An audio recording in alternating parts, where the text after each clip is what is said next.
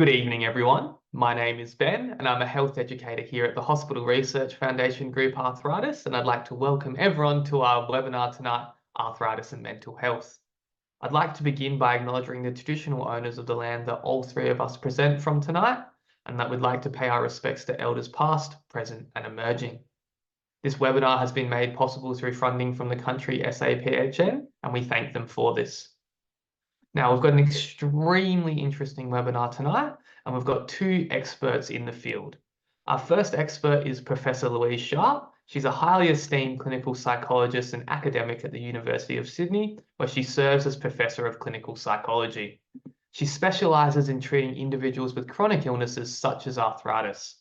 This focuses on how they adjust to their condition and managing fears about their illness reoccurrence or progression, particularly in the context of long or ongoing chronic pain. In her role as the Pro-Vice Chancellor of Research Training in the Office of Deputy Vice Chancellor of Research, Professor Sharpe plays a pivotal role in supporting academics at various stages of their careers. She has over 300 peer-reviewed publications and substantial national competitive funding, including a National Health and Medical Research Council Senior Research Fellowship. Professor Sharpe's contributions to her field are widely recognised across psychology. She has received several prestigious awards, including the Ian M. Campbell Memorial Prize and the Distinguished Career Award from the Australian Association of Cognitive Behavioural Therapy. Her work has been featured in many mainstream media outlets, such as ABC, Marie Claire, and the Sydney Morning Herald. Professor Sharpe's research focuses on developing and evaluating psychological treatments to improve psychosocial outcomes and the quality of life of individuals living with a chronic physical condition such as arthritis. She's an expert in many areas, but this includes adjustment to illness and how thinking affects someone's health. Now, our second presenter today is Bethany Richmond. Bethany is a professional psychologist and current PhD candidate at the University of Sydney, collaborating closely with Professor Sharpe. The focus of Bethany's PhD is developing a psychosocial intervention for children with juvenile arthritis. Bethany has also worked with Professor Sharpe on a large clinical trial comparing the effectiveness of two psychological interventions of mindfulness and CBT, or cognitive behavioural therapy, for people living with rheumatoid arthritis. Bethany has contributed to several peer-reviewed publications, presented internationally, discussing topics such as arthritis, pain, and mental health conditions. Bethany is passionate about bringing attention to the mental health impacts of chronic conditions and supporting those living with these conditions and their psychological adjustment. So our first presenter tonight is Bethany, and I'll hand over to her. Thank you. Great. Thank you so much, Ben, for that lovely introduction. So before I get started, I also just wanted to quickly acknowledge the Gadigal and Wangal people of the Eora Nation, upon whose land I'm giving this webinar, and pay my respect to their elders past, present and emerging, and extend that respect to all Aboriginal and Torres Strait Islander peoples today. So in terms of the plan tonight, I'm going to be starting off talking about the possible mental health impacts of arthritis, and then I'll be handing it over to Professor Louise Sharpe, who will then be going through some of the psychological interventions which are most helpful by drawing upon the results of a large trial we completed, comparing two of the most popular interventions for improving mental health outcomes in those with rheumatoid arthritis, and also touching upon what resources are available. At the end, we will then have some time for questions. And before I get started, I also just wanted to acknowledge that we will be talking about mental health challenges in arthritis, and it is possible that some of the things that we talk about tonight could be upsetting or confronting. So if you do feel upset or distressed at any moment, please feel free to take a moment to step away or leave the webinar. You can always come back at a later date, as this will be recorded. And again, we'll have some of those resources at the end. So to start with, just a brief overview of arthritis, I really wanted to emphasize that there are over 100 different forms of arthritis, and these sort of forms are categorized as arthritis due to being kind of primarily formed by inflammation and joint damage, which results in pain, stiffness, and reduced mobility. Also of relevance, arthritis can occur at any age. This includes in children and in young adults. And beyond the physical symptoms that arthritis impacts, there are also a variety of other areas of life that it can affect. And it can really end up taking a toll on mental health, which is what I'll be focusing on tonight.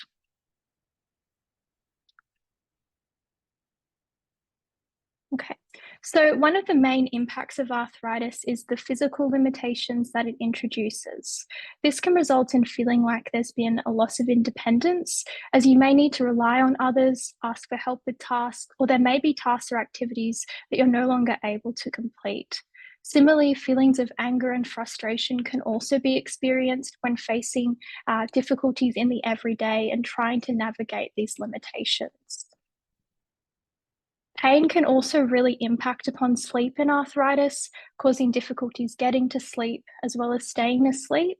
In fact, studies have found that more than 60% of those with arthritis have sleep disruptions or experience poor sleep quality.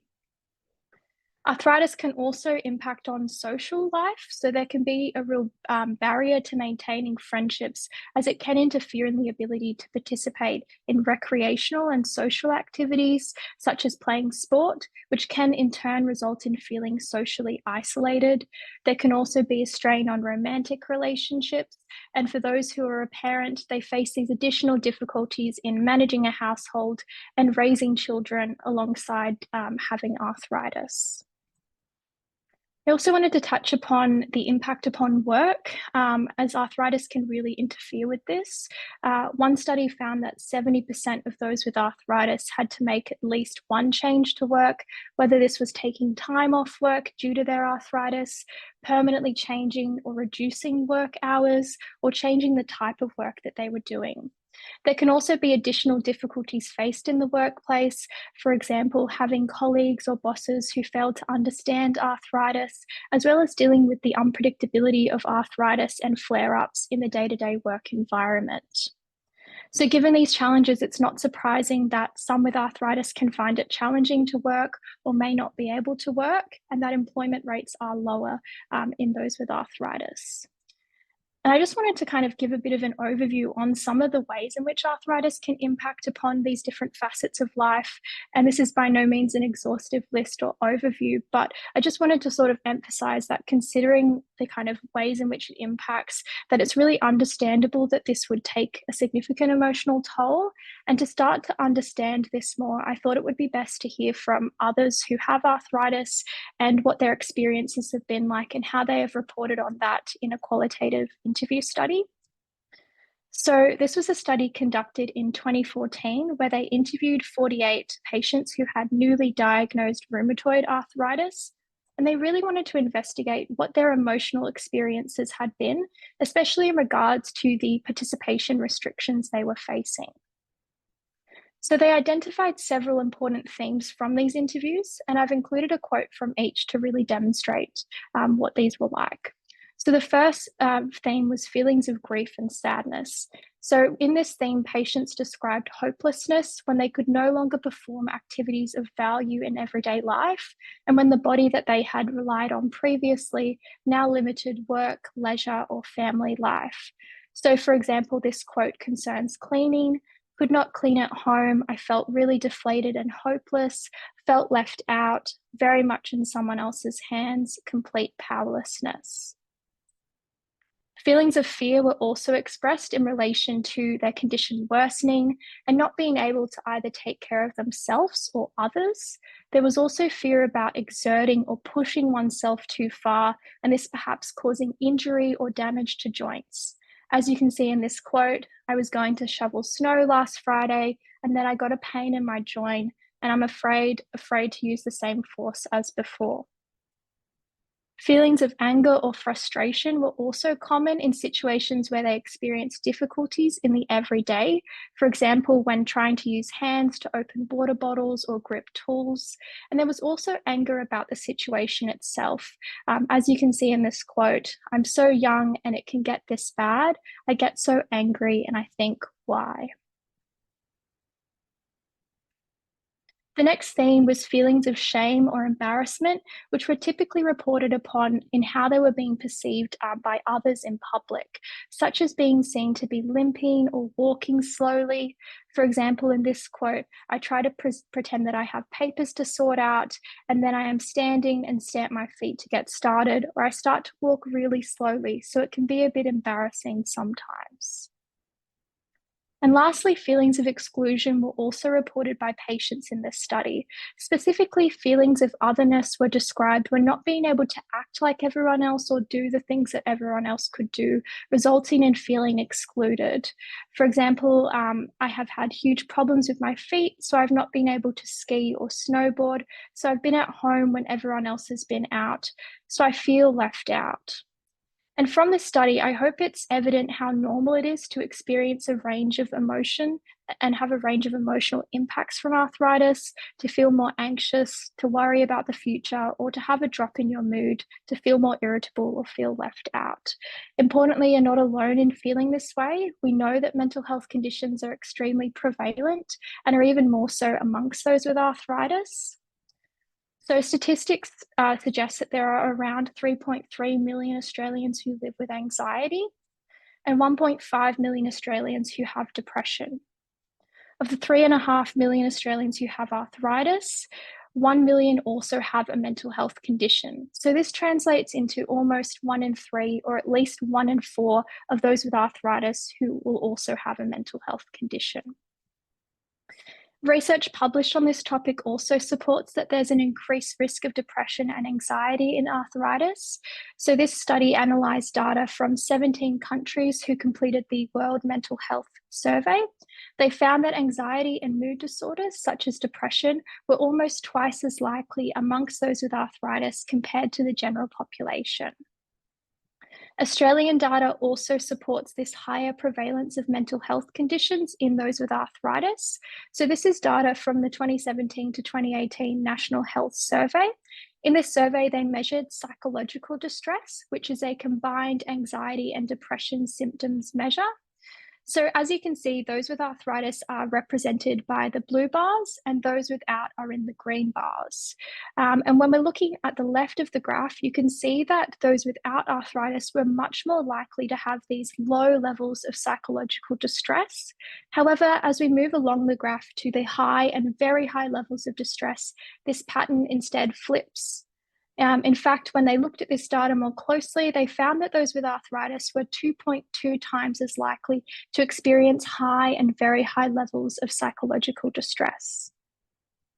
They also looked at what are the most common co-occurring conditions amongst those with arthritis and found that the second most common comorbidity was mental and behavioural conditions, which again occurred at a much higher rate than those without arthritis and was present in more than 30% of those with arthritis. So again, this 1 in 3 statistic seemed to persist. So now that we know that depression and anxiety are so prevalent amongst those with arthritis, what might be some of the signs and symptoms that you need to look out for? So behavioural changes in depression include not doing your usual activities. This is often due to failing to find these enjoyable or pleasurable anymore. Noticing a loss of productivity, so not getting as much done at work or at home, withdrawing from close friends and families, and experiencing difficulties concentrating.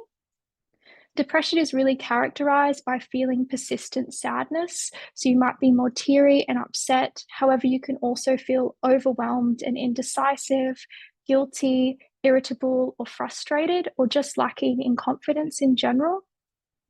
Depression can also bring on some distressing thoughts, things like nothing good ever happens to me, I'm worthless, or even life's not worth living.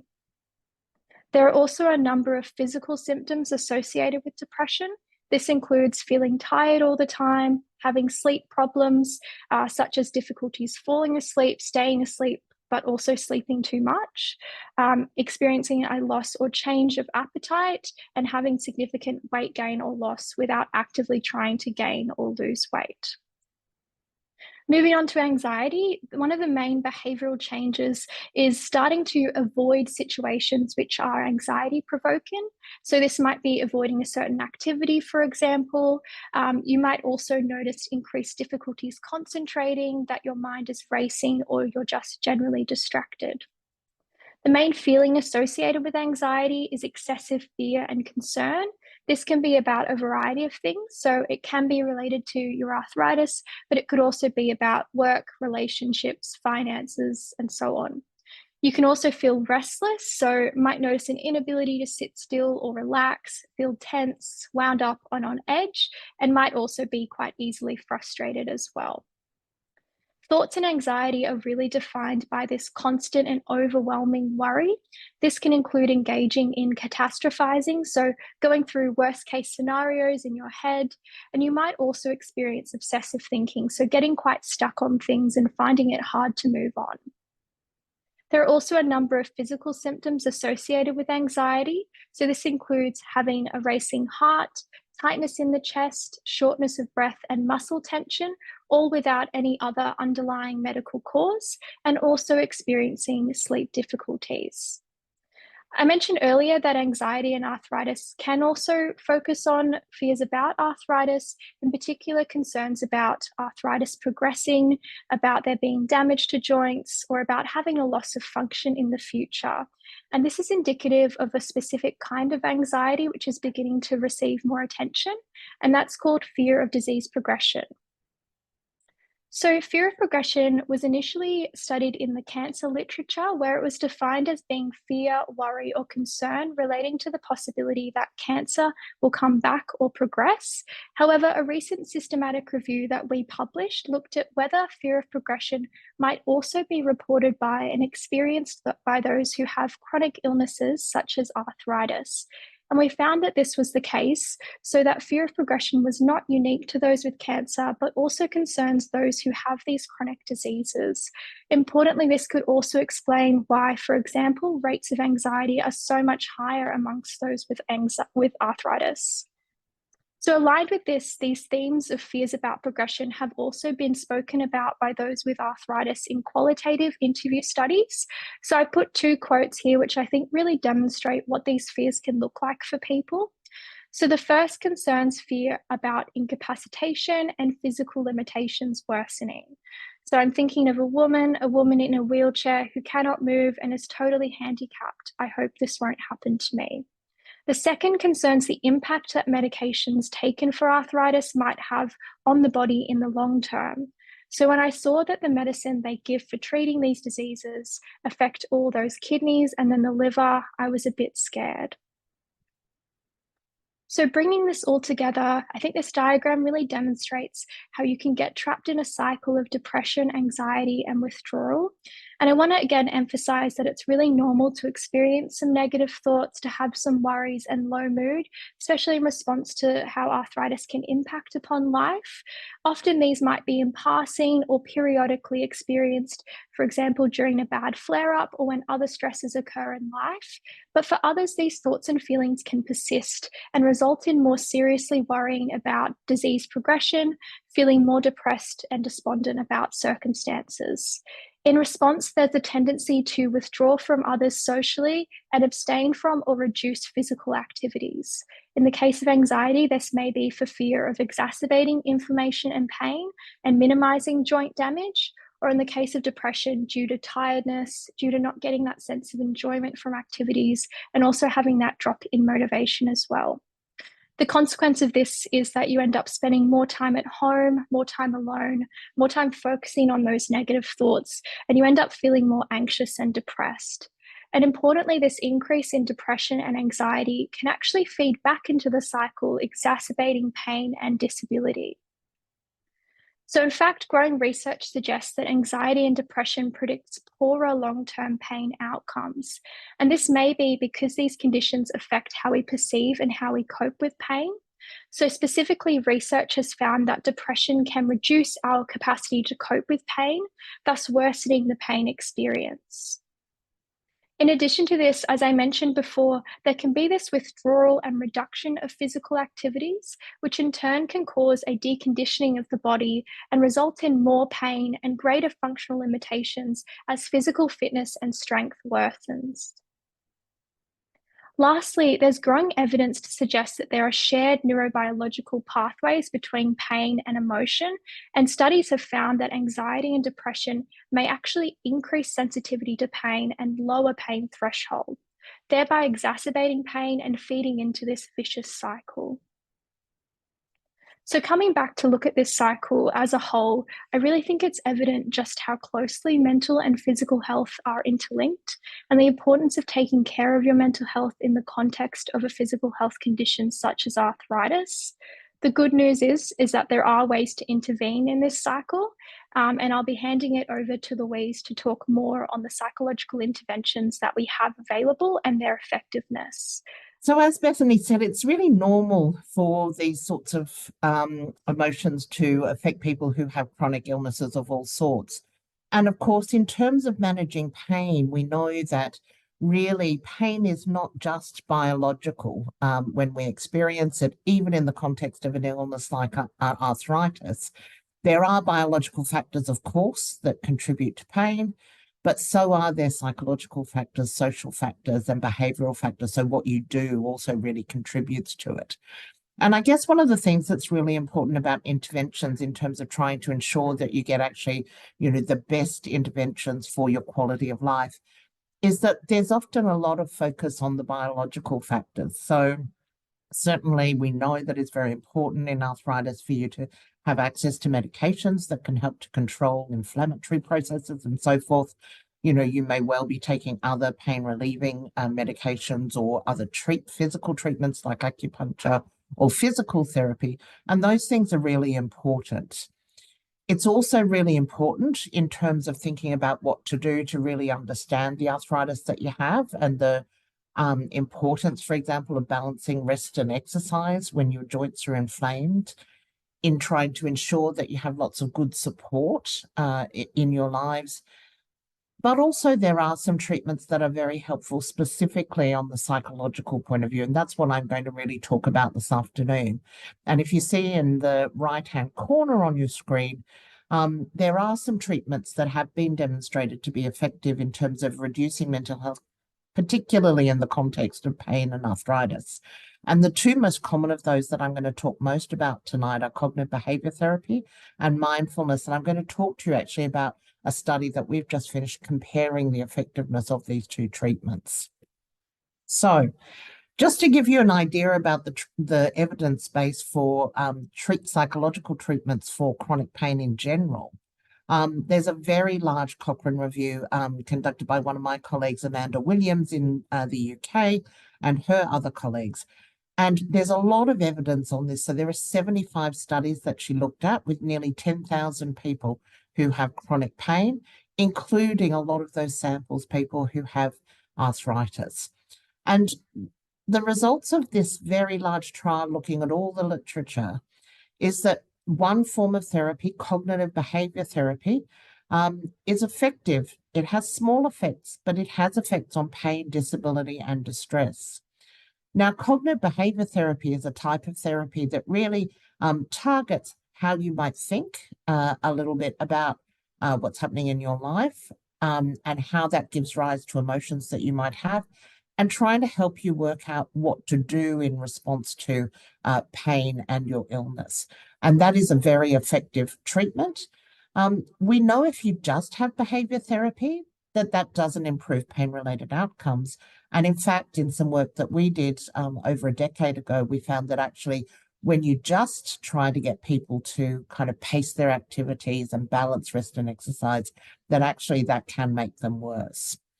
Now, some of you might have heard of a type of therapy called acceptance and commitment therapy that is very popular in Australia at the moment. And actually the evidence for this in the context of chronic pain, when this study was done a few years ago, was very low quality and insufficient evidence to suggest that it is a good treatment in this area where we have multiple treatments, so cognitive behavior therapy, and I'll talk in a moment about mindfulness as well. Now, what's really important, I think, is that it is very difficult. We were actually chatting before the webinar with Ben, and it's very difficult in a country like Australia where there are not very many people that specialise in providing treatment, psychological treatment to people who have chronic illness generally, but arthritis specifically. It can be really difficult to get access actually to treatments. And particularly to treatments that are really evidence-based and so likely to help you and really improve both your pain and your disability, as well as your mental health issues, if you are experiencing them. But one of the things that's really encouraging is that there is another review that was recently done by a similar group, this one led by Chris Eccleston in the UK, that found that actually when delivered online in an internet-based treatment, these interventions, the cognitive behavioral therapies, are actually really effective as well in that format. So that does mean that particularly for those of you who are based, I know it's difficult in Adelaide, and sometimes you can't get access through Medicare for treatments for conditions like arthritis, that these can be a really good place that you can actually access successful and evidence-based treatment. So I guess it's important to think about what CBT looks like, because cognitive behavior therapy is done by a lot of people, and there are lots of different ways it can be done. So from the randomized controlled trials that were in that review that I just showed you, we were able to identify 49 different individual treatment components that could form part of a cognitive behavior therapy. And I guess I'm saying this because I think it's really important to know what it is that you should expect if you did decide to go for treatment, somebody might do with you. And so we did a study that's called a Delphi study, and that's where we really went to the experts and asked them what they thought should really be included in a cognitive behavior therapy program for people who have some sort of chronic pain problem.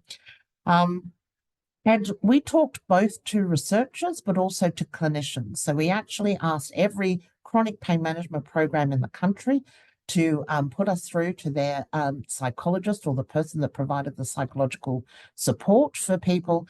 And we asked them what they thought of all these different strategies were the really important things that cognitive behavior therapy should include for people with arthritis.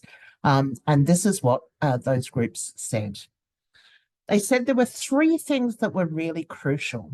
The first was about helping people to understand about pain, and in the case of people who have a medical condition like arthritis, the arthritis itself. So it's really important for people to understand that pain does have a biopsychosocial components to it, that it is not just a matter that you're in a certain amount of pain because of something that's happened, that actually your emotions can also really influence pain.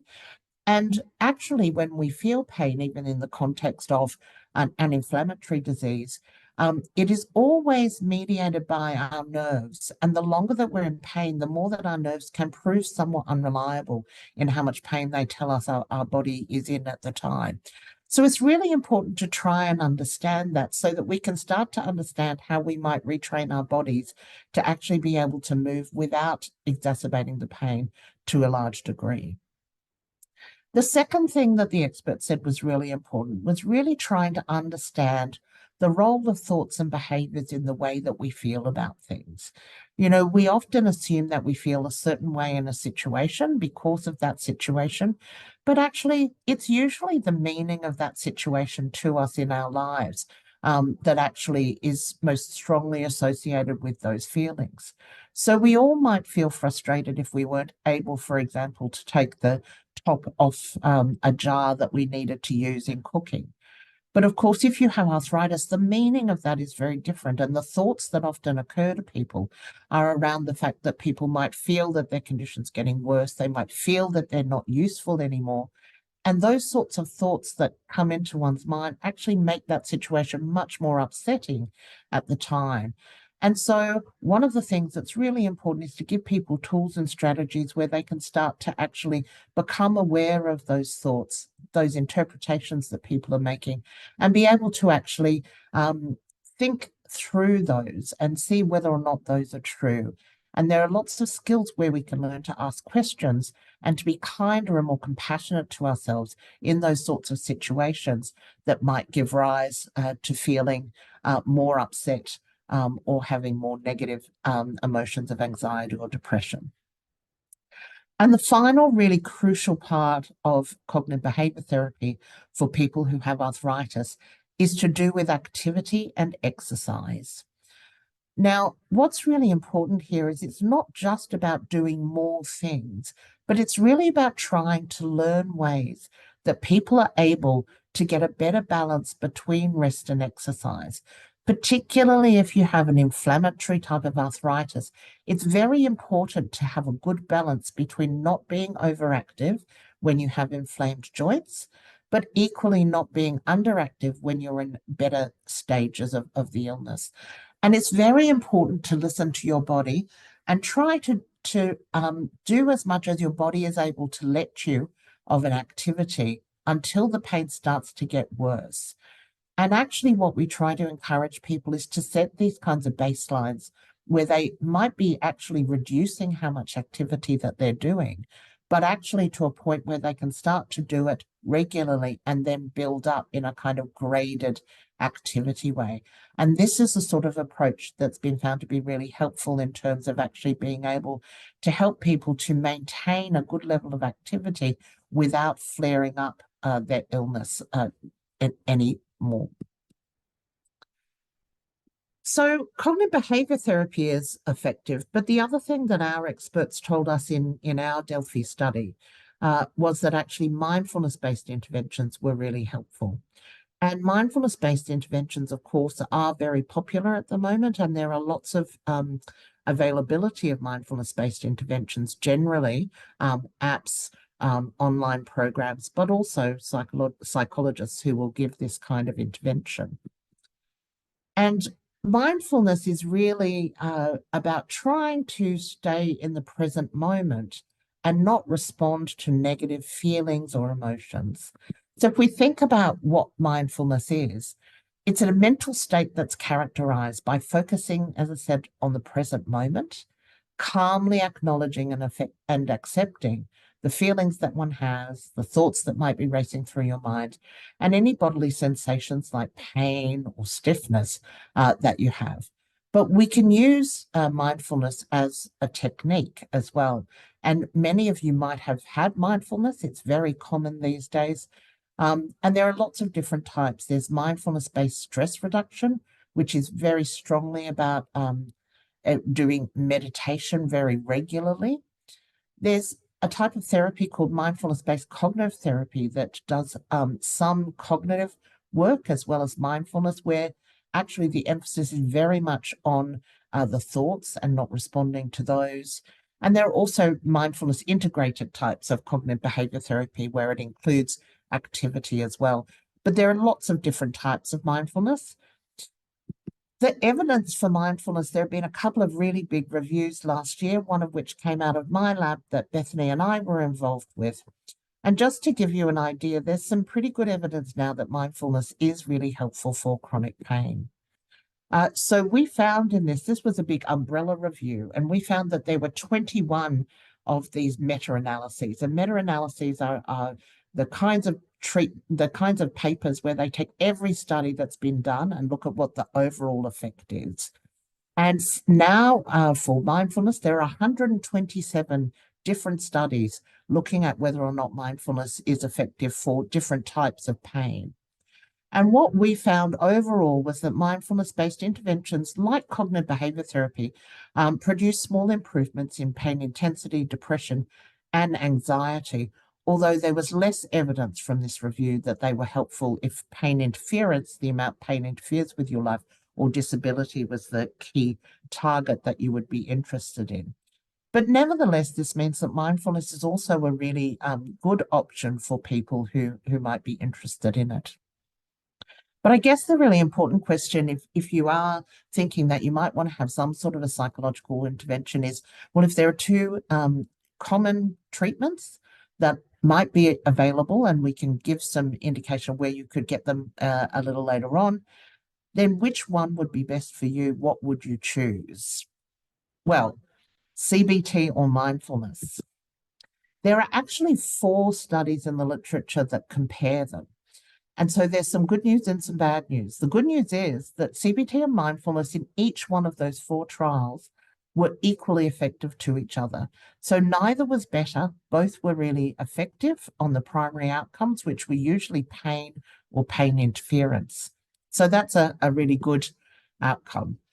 Now, this is my team, and I'm going to talk to you about a trial that we've just finished. You'll see Bethany there at her graduation, and I worked with some of these other wonderful people. In particular, in the bottom right-hand corner, Professor Blake Deere, who was a previous PhD student of mine, who now is the co-director of MindSpot, which is one of the places where you can actually access the online interventions that we actually tested in this study. So we did this study because we knew that these 2 treatments were effective for rheumatoid arthritis. And we also knew that many people in Australia can't access 8 sessions of cognitive behavior therapy or mindfulness without a considerable cost. Even if you're lucky enough to get it through Medicare, for example, you're very likely to have a large gap. And so we wanted to see whether or not we could actually, these treatments were effective when they were delivered online for people with rheumatoid arthritis. And so we compared cognitive behavior therapy, as I described it briefly a moment ago, and mindfulness-based stress reduction, which is a form of mindfulness based on meditation. So we help people in this study to have an understanding about why we would be doing that. And then they could access meditations each week to learn to become better at that and different types of meditation. And we wanted to know which intervention was more effective. We also wanted to know if it mattered whether or not people had a history of depression previously. And we wanted to try and understand, what were the kind of mechanisms of treatment and whether people did better with CBT or mindfulness, and if there was no overall difference, if we could identify some people who did better with one or the other. So we had 306 people with rheumatoid arthritis who came into this study. The majority of people were women. A lot were university educated and white. And interestingly enough, more than half of the people that came into our study actually had 2 or more episodes of depression prior to coming into the trial. And on average, people were 59 years old and had had rheumatoid arthritis for about 12 years in the study. So we compared the cognitive behavioral program developed by Blake Deere. And this is a 5-module online program over 8 weeks and is available from MindSpot, which is a free government-funded program that's run out of Macquarie University. In Module 1, you get an introduction to CBT for pain, you get pain education, an introduction to the CBT principles. So that was one of the first things that our experts said was really important. And we took this program that had been developed already for people with chronic pain, and there's now a rheumatoid arthritis specific version of this. In the second week, we looked at the principles of cognitive therapy. So that's about your thinking. So we looked at monitoring thoughts and challenging those, trying to look at problem solving and set aside worry time. In the third module, there was education around symptoms of anxiety and depression. There were some skills around controlled breathing and also scheduling of pleasant events. And there's some extra work on how to manage panic attacks and to talk about focusing on pain. In Module 4, it was really about physical activity. So that third area that people said was so important, trying to understand that kind of yo-yoing that people sometimes get into, the over and underdoing cycle of activity. We did goal setting and trying to increase activity in a safe way. So we were doing both activity pacing and graded exposure. And then in the final module, it was really about setting goals into the future and relapse prevention. The mindfulness program was developed by another of my PhD students, Amy Lee Cecil. She originally developed it for people with multiple sclerosis, but we worked with people with lived experience of arthritis to develop the arthritis content for this. And again, it had 5 sessions over 8 weeks. And during that time, we did an introduction to mindfulness. We looked at the signs of stress. We did dealing with difficult sensations and emotions in Module 4, dealing with difficult thoughts. And then we looked at mindful communication and self-compassion, as well as relapse prevention. And in each of those sessions, you'll see in the 3rd column that there was a different type of meditation. So we started with awareness of breath, where you just become aware of your breathing during the meditation. We move to the body scan, where you start to become more aware of other parts of your body. We did a sitting meditation with open awareness. There was a mountain scene meditation, and finally ending with a loving kindness meditation in the final session. Interestingly, we asked people in the trial what they would prefer to get. And in total, out of all the people who were actually allocated, 112 people wanted to have mindfulness, whereas 105 preferred the CBT pain course. So it was really very split between those 2 programs. The main outcome that we wanted to look at in this was pain interference. So the amount pain interfered with daily activities for people with rheumatoid arthritis. But we also looked at pain severity, depression, anxiety, functional ability, and fear of progression that Bethany mentioned. So this is the outcome in terms of pain interference. So you'll see that for each group, you can have a look at the changes over time. And what you'll see is that both for CBT and for mindfulness, there was an improvement over treatment between pre and post-treatment in pain interference, where pain interfered less with people's activities, and the opposite was true for the wait list. And so this meant that on our primary outcome, there was a significant improvement that was equivalent in both mindfulness and CBT. For pain severity, there were similar effects. There were significant improvements over treatment to 6 months, but actually here it was only in the CBT group. So CBT improved over treatment, whereas that was not the case for the waitlist nor for the mindfulness group. And CBT did better than the waitlist, although there was not a significant difference with the mindfulness group at 6-month follow-up. But that's some evidence that CBT might be better for people if they actually have quite severe pain. In terms of depression, again, both of our treatments highly successful in reducing depression. They reduced depression equally. One was not better than the other. And as you can see in the 3rd column, the wait list actually didn't improve at all on depression over the course of the treatment or the 6-month follow-up. In functional ability, interestingly enough, people in the wait list after 6 months actually got worse, so higher scores are worse.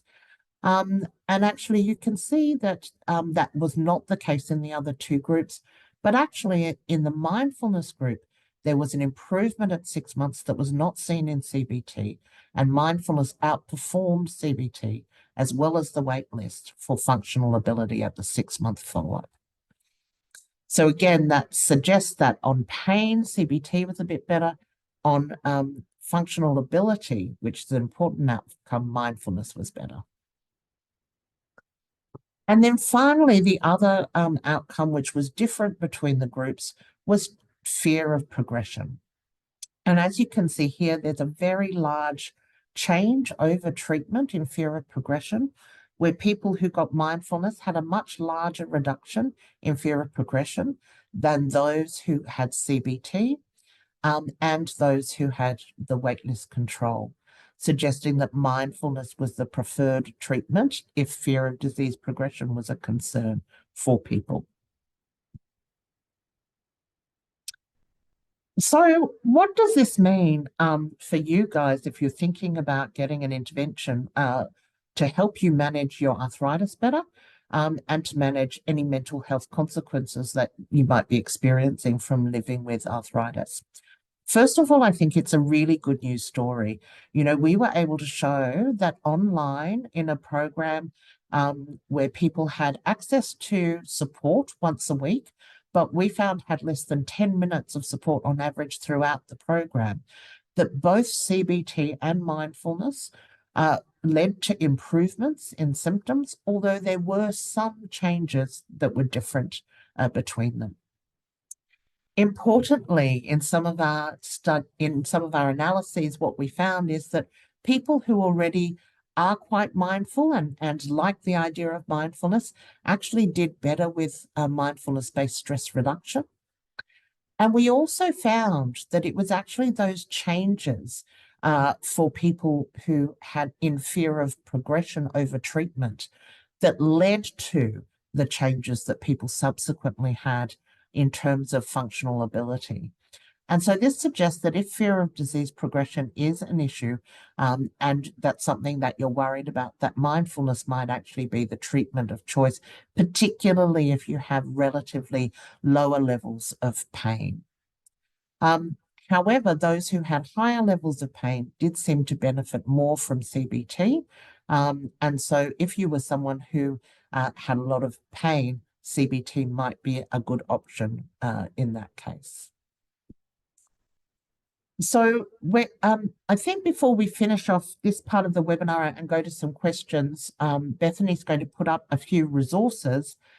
This is my email address if people want to email me. And I just want to acknowledge the Dorothy Reevely Tinsley bequest. This was a bequest that we got to do research to improve quality of life for people with rheumatoid arthritis, and that funded the research that we did. And so I wanted to acknowledge that as well as my collaborators. And I also would just like, although I should have done this at the beginning myself, to acknowledge that I'm also on Gadigal land, as Bethany is, and I'd like to pay my respects to elders past and present.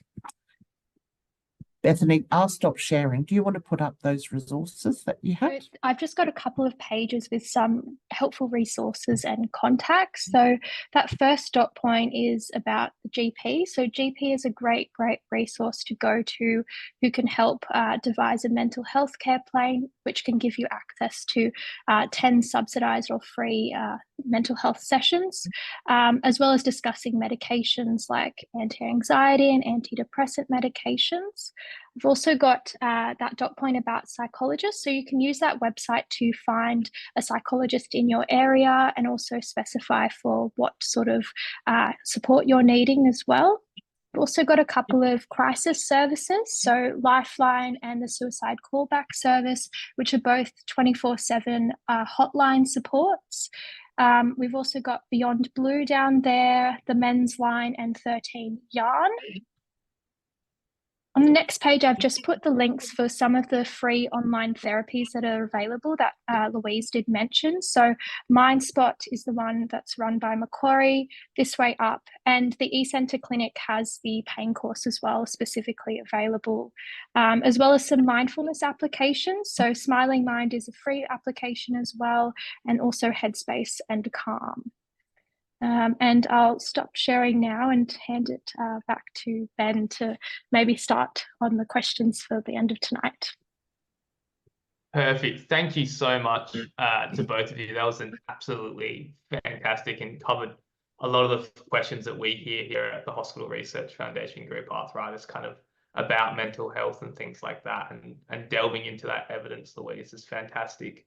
So yeah, if anyone wants to ask either of our presenters any questions, feel free to pop them in. One thing that we hear a lot about, especially people living with arthritis, as you touched a little bit, Bethany, about talking to someone can talk to their GP. Do you have, either you or Louise, do you have any advice about how someone should start that conversation? You know, should they book a double booking, or, you know, is there anything that they can fill out before they go or bring along that might help with that? To talk with their GP about treatment, do you mean? Treatment for their mental health. For their mental health, yeah. I think that's right. I mean, if you want to be able to access treatment under Medicare, for example, you need to have a mental health care plan written by your GP. And so I think that's exactly the right thing to do, to go to your GP and to make a double appointment where you can talk about what you think the issues are, and the GP can then do an assessment of that. And mainly the GPs will actually have a large number of people that work nearby who, do certain treatments, and that they can refer you to. I guess where it can be difficult for people who have chronic pain and arthritis is that not all psychologists are as well trained as we would like in that area. But actually down in Adelaide, you have some pretty good pain researchers down that way. People like Lorimer Mosley and Tasha Stanton, they're both at, I think, University of Adelaide, and or maybe Flinders, but anyway, they do fantastic work down there. So they're also a good place to look for managing these sorts of issues. I'll jump in there with that. We've had Tasha on last year for a pain webinar. There are a couple of questions. Shall I just field them? Is that? Yeah, if you're happy to, Louise. Yeah, I'm happy to do that. So the first one is, hi, is there any training for me to attend?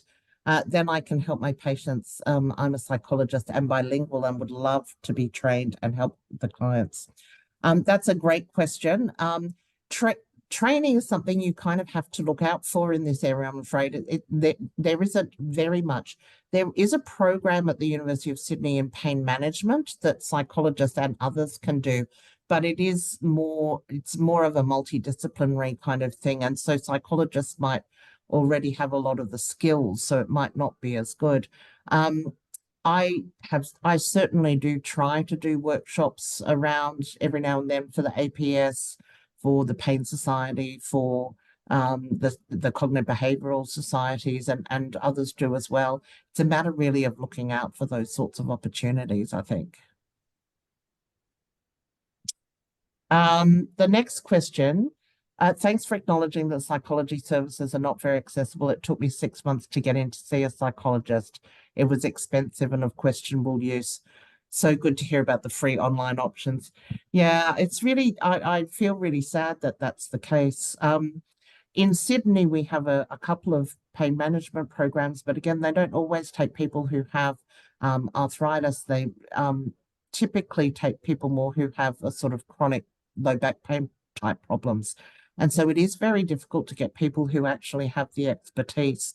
I do think that the online options are a really good idea.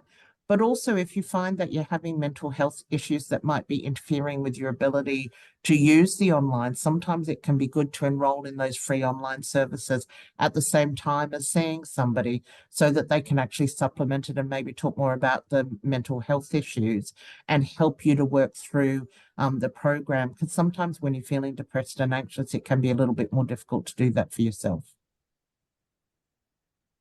Really well answered, Louise. One of the things that I'll ask is when we talk about mindfulness ourselves, we have a lot of people who have, at times they might be a bit fearful of it and things like that, because they might have it, heard about it run by someone who's not a psychologist. Yeah. Is there a way to kind of, as a measuring stick for the people who might be offering those who aren't psychologists, to kind of go, do we think this person's going to be offering a good course to me? Is there any kind of measuring stick around that? Oh, look, that's a very good question. And there are, of course, lots of things that are done by people who, have training just in mindfulness and not so much in psychology. And I guess I would be a little bit wary of those. I would always be asking for what the background qualifications were of the people who are running the program. And one of the reasons that I say that is it's becoming, I think, more accepted that mindfulness can have some adverse events for people. And I think there are two different ways that this can affect, or two groups of people where this can really affect. One is people who have had a traumatic experience in their past. So we know that people who have sort of traumatic histories can find mindfulness really tricky, because the negative sorts of experiences, that the idea of sort of accepting and not responding to a negative experience, if it's an experience that's actually rooted in trauma, is both much more difficult when it's rooted in trauma, but it also can actually amplify those traumatic feelings. And so that can be really unhelpful. And that can happen with pain as well. And I think that's one of the reasons likely why mindfulness perhaps isn't so helpful for people who have high levels of pain, because when you're kind of focusing internally during a meditation on pain, that can be really difficult. So I would try to find somebody who has at least some psychology training, if you're going to try mindfulness in a group or something like that. I guess one of the good things about the apps and those sorts of things is that if you try those and you don't like it, that's the good thing I think about having alternatives, that there are other ways. I don't think you need to feel, if you're worried about mindfulness, that you have to do mindfulness. We did find good evidence for CBT, and I started working with people with arthritis back in 1990, and we've been doing trials, multiple trials since then, and we found CBT to be very effective. I was surprised that mindfulness outperformed CBT as it did, in some of those things. So CBT is a perfectly legitimate thing to do. But again, you need to find somebody who's well trained in it, because CBT, if done badly, isn't effective either. Perfect. Really, really well answered. Another question flowing on from that, I guess, with your history of experience dealing with people with different types of arthritises and things like that, with the results from that recent study that you worked on and Bethany worked on, do you think that we could kind of move that out to other types of arthritis as well? So, osteoarthritis, scleroderma, and things like that?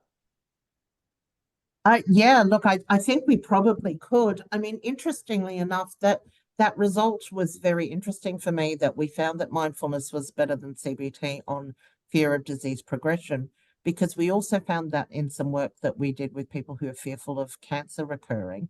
When we looked at all the trials that have been done in the literature in a big international study that I was involved with back in 2019, and we found that it was those interventions that had more mindfulness or sort of accepting of the fear of cancer recurrence that were better than the more traditional CBT. And it sort of makes sense for fear of progression, because cognitive behavior therapy was sort of predicated on the idea that when you are depressed or anxious, that you have these beliefs that may not be true.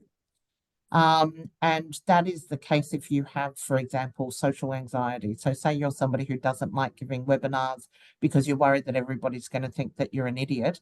That may well be the sort of thing where you can challenge that thought, because hopefully that's not what people are thinking.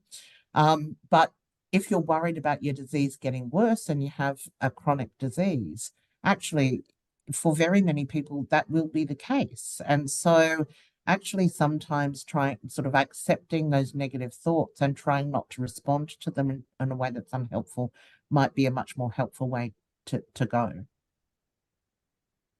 What wonderful, really well answered. Okay, there's a question here. What CBT mindfulness examples can you give for the activity rest cycle being arthritic? So look, I guess one of the things that I think is really important when you have arthritis is that it's really important to make sure that you do try to balance activity. One of the trials the trial that I did for my PhD, actually more than 20 years ago now, was actually working with people who had very recently diagnosed rheumatoid arthritis. And all of them came in virtually wanting to kind of not let the arthritis get the best of them, and that kind of soldiering on type attitude. And unfortunately, rheumatoid arthritis, and especially in those early years, can be really, punishing if you take that attitude where you're trying to kind of beat it. And I think what you have to do is get very good at listening to your body. And for some of the patients in that trial, we really had to get them to take a step back. So I can give you an example. I remember one lady who really, really did not want to use a disability parking permit at the hospital, because she thought that it was a sign that she was going to be disabled and that she wouldn't be able to do things. And so we spent a lot of time talking about what some of the advantages might be. And we got her to try testing out what it would be like to actually get the disability parking permit, to put it on her car and to park closer at work every day. And actually, we kind of got her to do this because what we were wanting to do was actually to get her to spend her time and energy that she had on activities that were more productive. Because what she was doing by not using the disability permit was she was walking, 20 minutes from the car park to the hospital that she worked at. And during that time, she was using up all the kind of ability that she had to be able to, for her pain. And then she couldn't do as much on her job, and she'd get sort of overdo things, and that would be really unhelpful to her in terms of how she was feeling then, and she'd end up having a flare up. When we were able to get her to test it out by actually coming and bringing the disability parking, and then she only had a very short place to walk, she was able to do her job without flaring up her symptoms. And so she was able to kind of better balance her activity to do the things that were most important to her without doing the things that she had sort of thought that she needed to. So that would be like an example. Perfect. Fantastic example and fantastic way to end tonight's webinar. Louise and Bethany, we're incredibly lucky that you gave some of your time to be here with us and all of our attendees tonight. So again, I can't thank you enough. It's a fantastic webinar and a fantastic kind of shining a light on such an important topic around arthritis. As always, we record all of these webinars, so anyone who attended tonight, once we've finished editing a little bit, we'll email it through to everyone. So thank you everyone for your time tonight, and thank you very much again, Louise and Bethany. Pleasure. Thanks, Ben.